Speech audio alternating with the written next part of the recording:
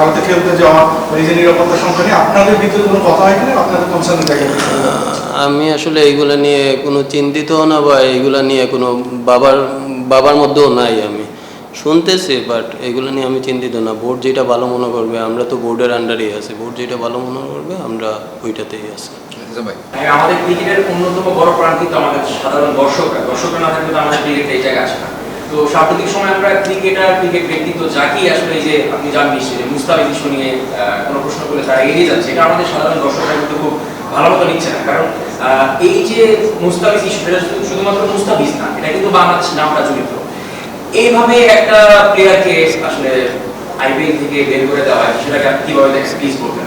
Two be honest, এই answer এটা আমি দিতে পারতেছি না আপনাকে, এক্সট্রিমলি সরি।